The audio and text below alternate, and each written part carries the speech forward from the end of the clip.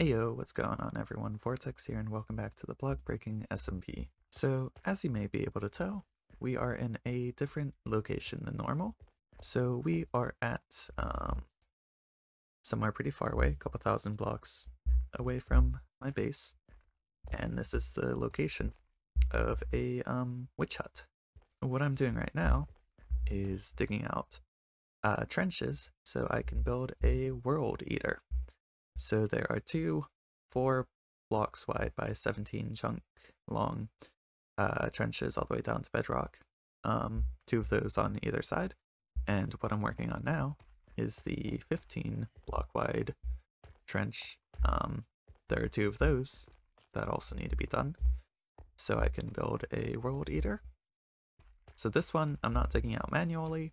I'm using TNT dupers for, so you can see over there. And yeah, they work pretty well. I do have to do a lot of cleanup of like water and lava and stuff, but that's not the end of the world. So let me show you some clips of the duper in action because it's pretty fun to watch.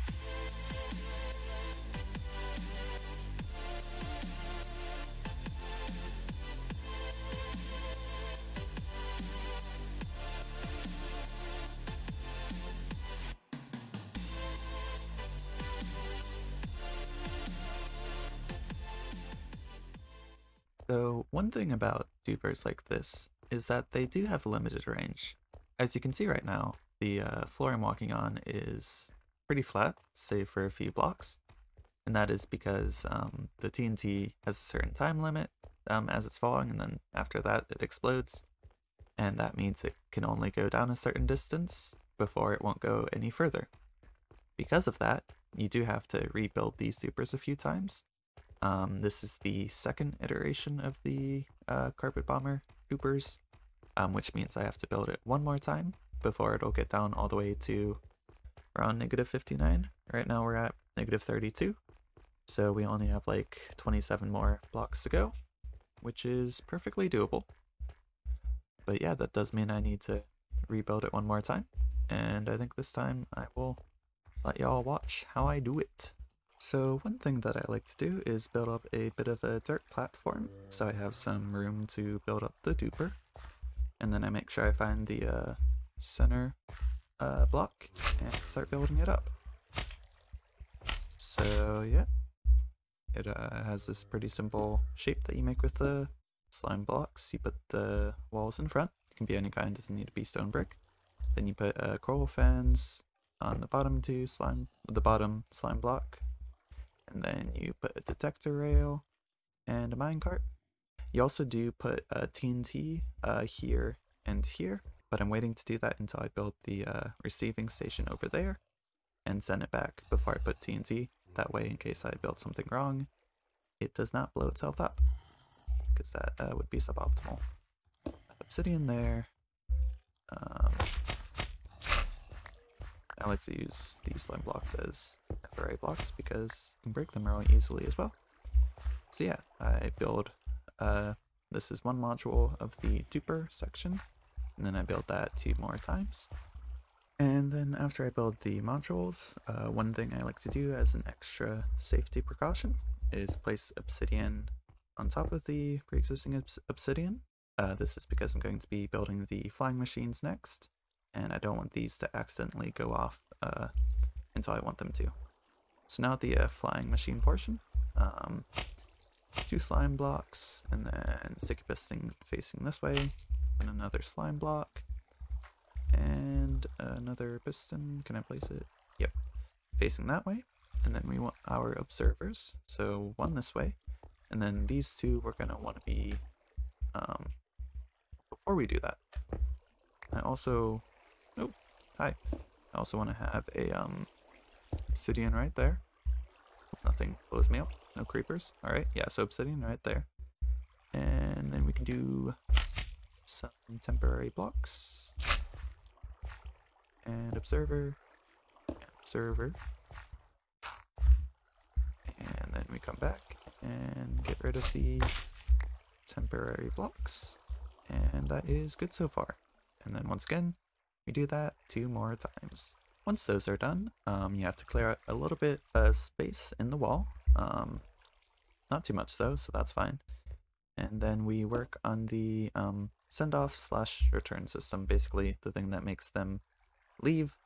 And yeah, pretty much, I guess, very technical terms. So the reason we put the obsidian there is because if we place something here, it is going to trigger this, which would start the flying machine. However, because the obsidian is there, it does not start it, which is good because we don't want it to yet. So yeah, we do that. Vortex delay here. Basically, this just observes when the flying machine comes here, because this will detect this landing here, and then it will power this block, which will power that, which will power this, which will update that, and send it off on its way again. Nothing too crazy. So then you just build 2 more of these and then connect them together with some dust and have something to power it. Like so. And then that can be your off switch. So when this is down and they come back, it just stays in that state. And then if you want to set them off again, just turn it off. And then, yeah, nothing too crazy. So now that the systems are all done and linked together, there is one final thing you have to do, and that is the return system on the other side. So it's important to note the height and what is it, X location of this, or Z. Yeah, I think it's Y and Z location of this. Basically the two that should be the same on the other side. And then you're going to want to place an obsidian block over on that side so it stops these when they get over there. I mean, it doesn't have to be obsidian. It can be anything immovable, but I kind of just like using obsidian. I don't know why. Looks better in my opinion. But yeah, so you have to place those over there where you want it to stop. And then what I do then is I take out these obsidian, launch it over, and then once it gets there, I build the return station. Alrighty, so fun fact, I built this 2 blocks too low, so I had to tear it all down and build it up 2 blocks higher. But we should be set now. So I took out the obsidian and I'm gonna launch it. And that's working, so that's good.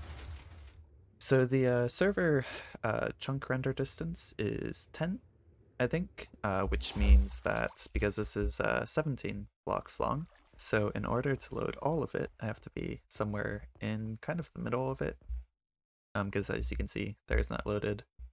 Here is. So I couldn't just wait there for these to go all the way to the end, otherwise they would get to an unloaded chunk, and that would be suboptimal. So I kind of just have to follow it along until it gets to where it's supposed to go. And it built the obsidian over there, and then I'll walk you through how I build the return station, which is a different design than over here. It's a little bit wonky, but it works. So the first thing I like to do, as always, is place obsidian so that they, oops, can't fly away unless I want them to. I always like doing this just to be on the safe side. So now that that is placed, I can start working on the return system.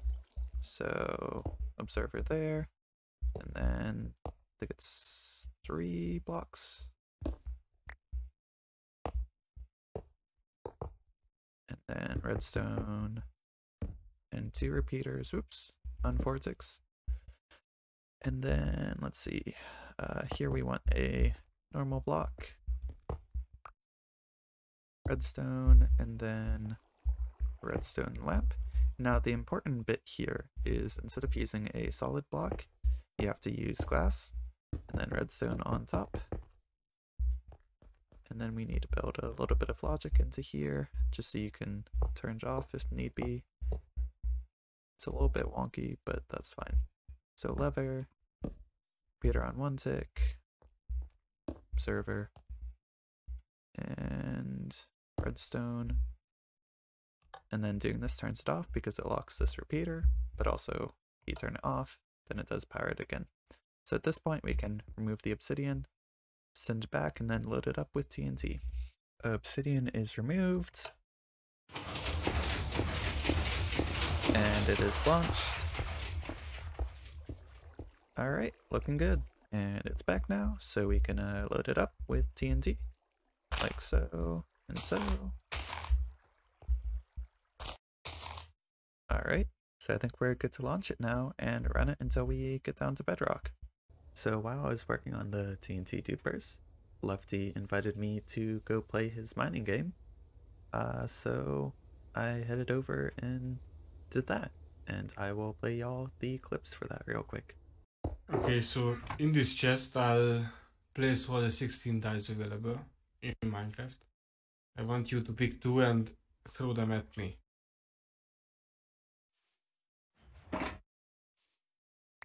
Very nice, you picked my color, I see you wanna win. Or something. You can make an educated decision. You can look into any of the mines that's already been mined. You can listen for lava and do whatever you want. I just want you to pick one unoccupied mine. That's where you'll be mining. You want that one? Sure. Okay, so a little about the game. You'll have 15 minutes altogether. The time you have to set a timer for yourself. The timer starts once you break your first block. You'll have to place torches frequently. You should be going straight forward, but you can go 2 to the left and 2 to the right, as long as you stay within these walls, right? After the 50 minutes is done, you're not allowed to mine any longer. Even if you found yourself a vein, you cannot take that anymore. The time is strict on this one and you have to time it. The aim of the game is to get as many diamonds as possible with Fortune 3. You will be getting the most points for that. Every piece of diamond will get you 5 points. And I'll be rewarding the other ores as well. Yeah, let's talk a bit about the rewards and then the entrance fee, and we should be set. This is the updated leaderboard, by the way. Currently Luna is in the lead while I'm taking second and Time is in the third place. Yeah, so let's talk about the entrance. I'll show you a few example chests and you can make your mind up on what you wanna bring. And you can bring it anytime later. In a few days, ideally, right? So this shouldn't take half a year or something. Yeah, so I shall let you be, or let you go, or whatever. You can do the games as well. See you soon.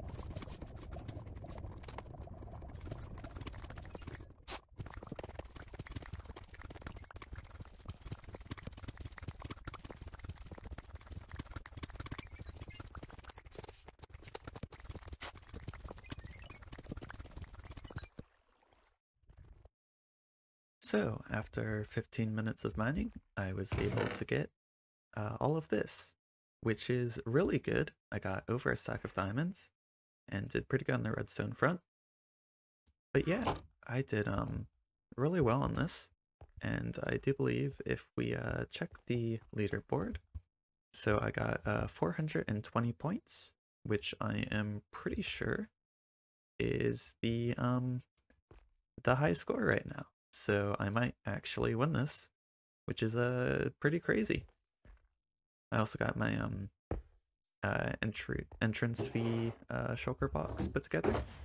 So I did some enchanted gear, bit of iron, some deep slate diamond ore, bit of copper ore, some carrots, and then the 3 diamonds, which we need to have. And yeah, I think that's a pretty decent box.